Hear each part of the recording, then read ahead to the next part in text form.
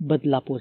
तो मूवी शुरू होती है बैंक रॉबरी से, मगर नालायक की किस्मत ख़राब, पुलिस वाला उसकी बाइक पर आकर बैठ जाता है तो उसे कार हाईजैक करनी पड़ती है।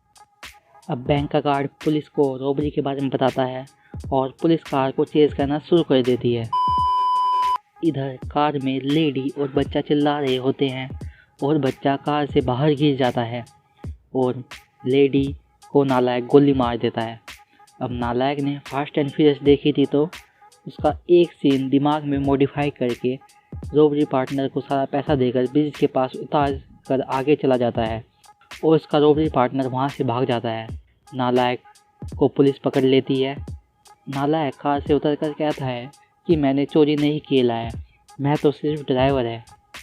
ऑफिस में रघु को पुलिस का फ़ोन आता है तो वो हॉस्पिटल पहुँच, जहाँ उसकी वाइफ की उसकी आंखों के सामने डेथ हो जाती है और इसके बाद रघु अपने बच्चे की डेड बॉडी को देखता है।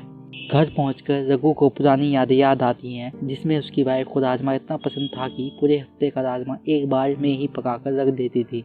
रघु दोनों की डेथ से सैड और डिप्रेस्ड होता है। अब रघु पुलिस स्टेशन जाता है, जहां उसे पुलिस वाला बताता है कि ये नालायक अपने रॉबरी पार्टनर का नाम नहीं बता रहा है और स्केच आर्टिस्ट से पार्टनर की जगह सल्लू भाई का स्केच बनवा रहा है। तो रघु पुलिस वाले से कहता है कि क्या मैं नालायक से मिल सकता हूँ। पुलिस वाला कहता है कि रघु नालायक की सेल में जाकर नालायक को धो देता है। रघु इतना डिप्रेस्ड होता है कि ना तो वो ऑफिस में जाता है और ना ही किसी से मिलता है। इसके बाद रघु एक प्राइवेट डिटेक्टिव के पास जाता है और उसको नालायक के पार्टनर का नाम पता करने को कहता है। इधर जेल में नालायक को छमिया बनाकर उससे पूछते हैं कि चोरी का माल किधर है, तो नालायक कुछ नहीं बताता और उनके हाथों से पीठ अलग जाता है। अगले दिन नालायक की माँ उससे मिलने जेल में आती है और डिटेक्टिव नालायक की माँ से बातें करके नालायक की आइटम का नाम निकलवा लेती है जो धंधा करती थी। अब आप लोग ये पूछेंगे कौन सा धंधा। अरे औरत है, समझ जाना खुद क्या धंधा करती है। और इसके बाद डिटेक्टिव रघु से मिलती है और उससे कहती है कि देख, उसके पार्टनर का नाम तो पता नहीं चला, लेकिन उसकी आइटम का नाम पता चला है जो कि इमली है। और रघु मुंबई जाकर उसके दलाल से कहता है इमली है। अब रघु इमली के पास जाता है और इमली से कहता है कि क्या मैं तुम्हें बांध सकता हूँ। तो इमली कहती है 2 लाख लूंगी। अब रघु पूछता है क्या मैं तुम्हारे कपड़े फाड़ सकता हूँ। सारे कोनों का 11 लाख। अब रघु इमली को डराकर नालायक के पार्टनर का नाम बताने को कहता है और बदले में 35 लाख देने को कहता है। अगली सुबह इमली नालायक से मिलती है और उसको बताती है कि कल रात रघु आया था और तेरे पार्टनर का नाम पूछ रहा था। उसी रात में रघु इमली से मिलता है। इमली डबल गेम खेल रही थी तो रघु समझ जाता है और इमली को पीछे से अपना लॉलीपॉप दे देता है। अगले दिन कोर्ट नालायक को 20 साल की सज़ा सुनाती है और रघु नालायक के पास आकर कहता है कि इमली खट्टी है और इससे नालायक की जल जाती है। रात में रघु फिर इमली को अपना लॉलीपॉप देता है और ट्रेन से बदलापुर चला जाता है। अब रघु ट्रक के सामने आकर मरने की नाकाम कोशिश करता है और ट्रक वाले उसको धो देते हैं। इधर नालायक जेल से भागने की कोशिश करता है। वो सब्जी की ट्रक में बोरी पहनकर बैठ जाता है, पर बेचारे की बुरी किस्मत, पुलिस वाला उसको देख लेता है और सब्जी के ट्रक की चेकिंग के समय उसकी भी चेकिंग कर लेता है। अब उसको अंधेरे कमरे में डाल दिया जाता है। इसके बाद रोज नालायक से दिन भर काम कराया जाता है और एक दिन वो कपड़ों से रस्सी बनाकर जेल से भाग जाता है, लेकिन बेचारे की बुरी किस्मत, इस बार भी वो पकड़ा जाता है। 15 साल बाद 2 बंदी नालायक का मजाक बना रहे थे कि नालायक उसका लेकर एक को किक मारकर दूसरे के पीछे भागने लगता है, लेकिन बेचारे की फिर बुरी किस्मत, वो अपने आप फिसलकर गिर जाता है। अब एक मैडम रघु के घर आती है और रघु को बताती है कि मैं NGO चलाती हूँ, नालायक को स्टमक कैंसर है तो तुम उसको माफ़ीनामा दे दो। इस पर रघु कहता है नहीं। अगले दिन रघु नालायक से जेल में मिलता है और नालायक से उसके पार्टनर का नाम पूछता है, लेकिन नालायक पार्टनर का नाम नहीं बताता। तो रघु कहता है तू सिंगल ही मरेगा। इधर पुलिस वाला NGO वाली मैडम पर लाइन मार रहा होता है और रघु जेल से चला जाता है।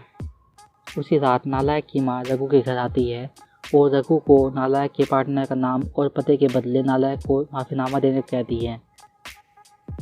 अब रघु नालायक को माफ़ीनामा देकर बदलापुर से पुणे चला जाता है, जहां वो नालायक के पार्टनर हरमन को ढूंढ लेता है।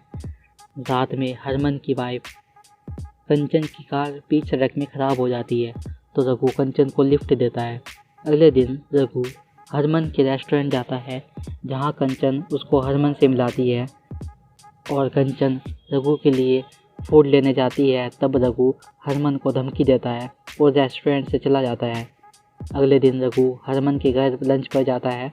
हरमन अब तक अपनी वाइफ कंचन को सब कुछ बता चुका होता है। कंचन रघु को पैसे देने को कहती है। इस पर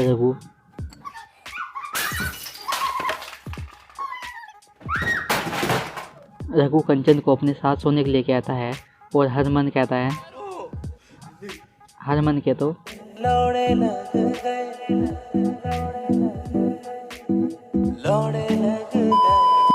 अब रघु और कंचन कमरे में आ जाते हैं। रघु कंचन को कपड़े उतारने के लिए कहता है, तो वो कंचन कपड़े उतार देती है। इसके बाद रघु कंचन को आवाज़ें निकालने को कहता है।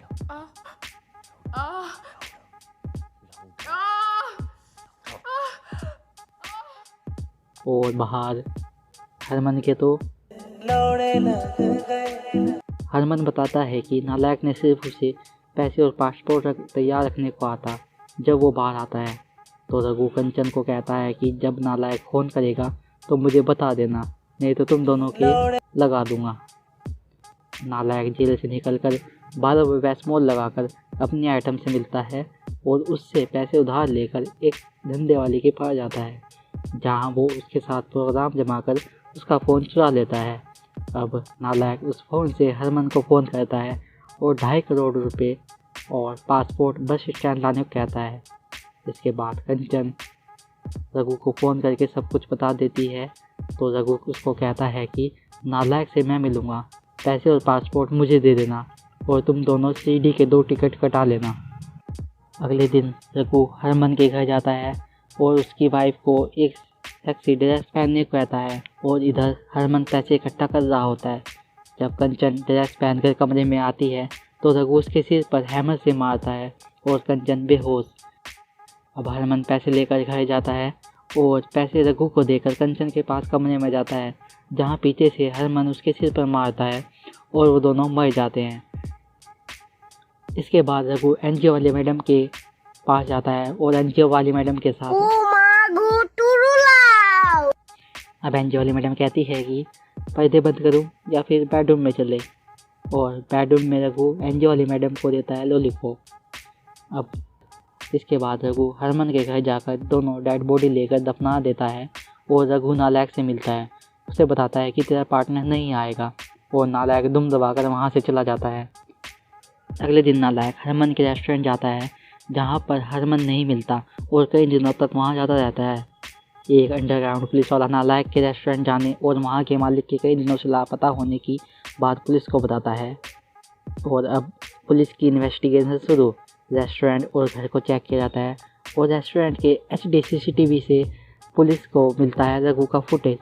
अब पुलिस वाला रघु के वर्क प्लेस पर जाकर पूछताछ करता है, तो रघु बताता है कि उस दिन वो एनजीओ वाली मैडम के साथ था और रघु काम करने लगता है। पुलिस वाला रघु का गिलास चोरी करके वहाँ से चला जाता है। अगले दिन एनजीओ वाली मैडम रघु पर एंग्री होती है, क्योंकि पुलिस वाला एनजीओ वाली मैडम से के बारे में पूछताछ कर रहा था। रात में रघु घर जाता है तो घर में नालायक रघु पर हमला कर देता है, लेकिन बेचारा नालायक की इस बार भी किस्मत खराब। रघु उसको धो देता है और नालायक बेहोश। नालायक के होश आने पर रघु नालायक को बताता है कि उसने हरमन और उसकी वाइफ कंचन को मारकर उसकी डेड बॉडीज़ को दफना दिया है। रघु नालायक को जाने देता है। नालायक जाने से पहले रघु को कहता है कि तेरी वाइफ को गोली मैंने मारी थी और बच्चा अपने आप बाहर गिर गया था। अगले दिन पुलिस वाला रघु के घर जाता है और उसको कहता है कि देख, मैं मंडे को रिटायर हो रहा हूँ, तो सारा पैसा मुझे दे दे, नहीं तो तेरे एल लगा दूँगा। मंडे की सुबह नालायक पुलिस स्टेशन जाकर हरमन और उसकी वाइफ का मर्डर मैंने किया है ऐसा कहकर सरेंडर कर देता है। पर पुलिस वाले को पता था कि हरमन और उसकी वाइफ का मर्डर किसने किया है और उसे 2.5 करोड़ भी चाहिए थे, तो वो नालायक को कहता है कि खून नहीं किया है, बहुत बड़ा खून नहीं किया है। लेकिन नालायक नहीं मानता और उसे जेल में डाल देते हैं। 7 महीने बाद एनचे वाली मैडम नालायक से मिलने आती है। इधर इमली रघु से मिलती है और उसको बताती है कि नालायक ने तुझे सुधरने का मौका दिया है, सबको ये मौका नहीं मिलता, तो सुधर जा, नाउ फक ऑफ। और मूवी खत्म। खत्म। Bye bye, tata, goodbye, गया।